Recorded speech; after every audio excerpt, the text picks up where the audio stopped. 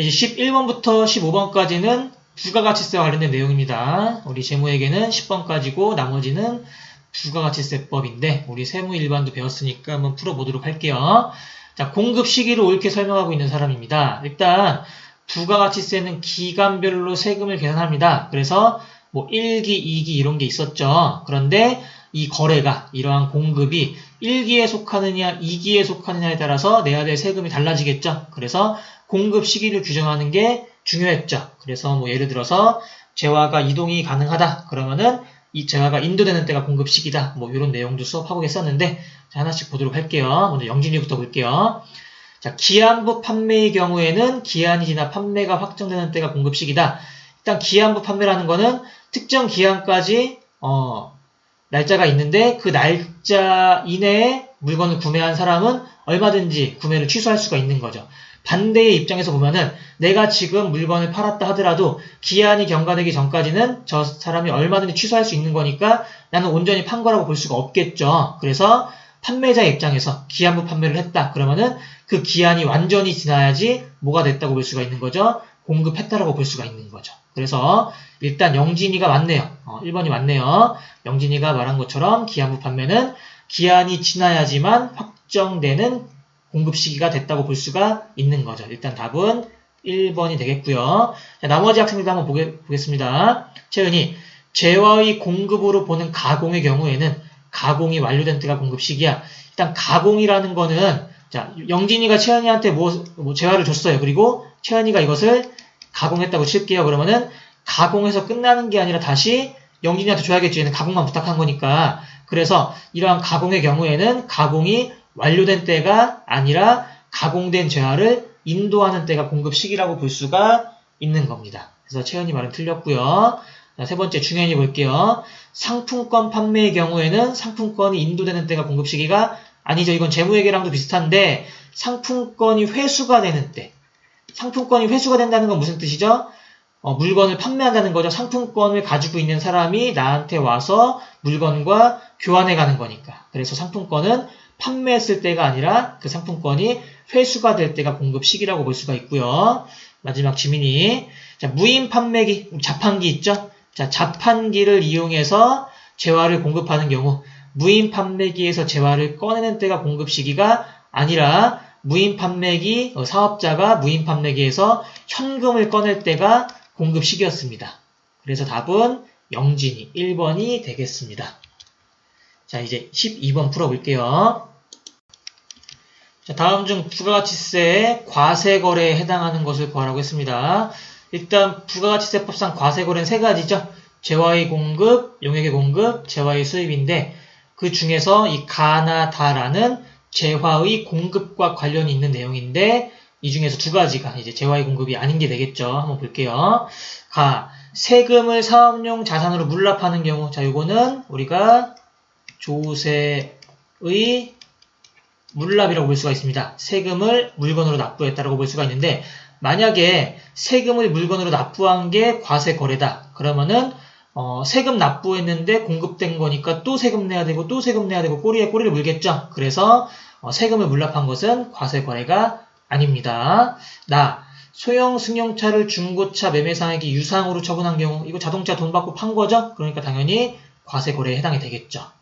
자, 양도 담보의 목적으로 부동산을 제공한 경우 자, 담보의 제공이죠. 일단 담보의 제공인데 담보를 제공하는 거는 어떤 채무 불이행이 있다면은 그때 내 거를 가져가라 이렇게 되는 거지 지금 당장 무엇을 공급하거나 하는 게 아니죠. 그래서 이것은 재화의 공급이 아닌데 만약 채무를 불이행했다면 그때는 담보 목적물을 양도해야겠죠. 그럼 그때는 재화의 공급이 되는 거죠. 이제. 근데 우리는 단순히 담보를 제공하는 것은 재화의 공급으로 보지를 않습니다. 그래서 일단 다 틀렸으니까 과세거래는 나라 되겠네요. 일단 답은 3번인데 라도 볼게요. 상표권이라는 무형 자산을 유상으로 양도 처분한 거죠. 그래서 얘도 돈 벌었으니까 과세거래라고 볼 수가 있습니다. 그래서 답은 3번 나라가 되겠습니다. 자, 이어서 13번 문제입니다. 자, 다음 자료를 토대로 주한공의 2020년 제1기 부가가치세 예정신고기간 부가가치세 과세 표준을 계산하라고 했고요. 자, 주어진 자료의 금액은 부가가치세가 포함되어 있지 않은 금액이다. 즉 공급 대가가 아니라 공급 가액이란 얘기죠. 그리고 세금 계산서 등 필요한 증빙 서류는 적법하게 발급하였거나 수령하였습니다. 일단 과세 표준에는 부가가치세가 포함되지 않죠. 그래서 만약에 이게 공급 대가였으면 공급 가액으로 바꿔서 문제를 풀어야 하는데 애초에 제시가 된 게 공급 가액이니까 이거 그대로 더하기 빼기 해주면 되는 거죠. 그래서 우리가 부가가치세 과세 표준에 포함하는 거, 뭐 포함하지 않는 거 이런 거 했었던 단원 기억하시면 되는 겁니다. 자, 대가의 일부로 받은 운송보험료, 산재보험료 이거 다랑 같이 볼게요. 다도 대가의 일부로 받은 운송비, 포장비, 하역비. 지금 가와 다의 공통점은 대가의 일부란 얘기죠. 즉 내가 판매한 거에 대한 일부라고 볼 수가 있는 거예요. 그래서 이 100만원 그리고 450만원도 당연히 과세 표준에 포함을 해줘야 됩니다. 대가의 일부니까. 대가와 별도가 아니라. 아시겠죠? 그 다음 장기 할부 판매의 경우, 할부이자 경우, 할부 판매 또는 할부 판매의 경우 이자 상당액. 자, 우리 할부라는 것 자체는 대가를 나누어서 받는 걸 할부라고 하죠. 자, 그런데 할부 판매의 이자는 애초에 공급할 때 약속이 된 금액인 거죠. 그래서 우리는 이 할부 판매 이자도 공급 가액에 포함을 했었죠. 참고로 할부 판매를 했는데 할부금을 제때 주지 않아서 연체 이자가 생겼다. 그런데 그 연체 이자는 애초에 약속된 금액이 아닌 거죠. 어떠한 보상의 성격으로 받는 거니까 연체 이자는 공급 가액에 포함하지 않습니다. 과세 표준에 포함하지 않습니다. 하지만 할부 판매의 경우 할부 이자는 과세 표준에 포함을 하는 거고요. 그래서 가, 나, 다 일단 전부 다 과세 표준 포함하고요. 라 볼게요. 재화의 공급과 직접 관련되지 아니하는 국고 보조금 수령액. 자, 재화의 공급이랑 직접 관련되지 않았으니까 당연히 얘는 과세 표준에 포함하면은 안 되겠죠. 그래서 가, 나, 다 세 개만 과세 표준에 들어가야 되니까 정답은 3번 800만 원이 되겠습니다. 여기서 14번 보겠습니다. 자, 다음 자료를 토대로 제조업을 영위하는 일반 과세자 주 한공의 2020년 제1기 부가가치세 예정신고 시 부가가치세 납부세액을 계산하여라. 일단 납부세액은 우리 매출세액에서 매입세액을 차감하자. 근데 매출세액은 매출액 곱하기 10%고 매입세액도 매입액 곱하기 10%죠. 그래서 매출세액과 매입세액을 구하면 되는 건데 가 같은 경우에는 제품의 공급 대가로 제시가 됐습니다.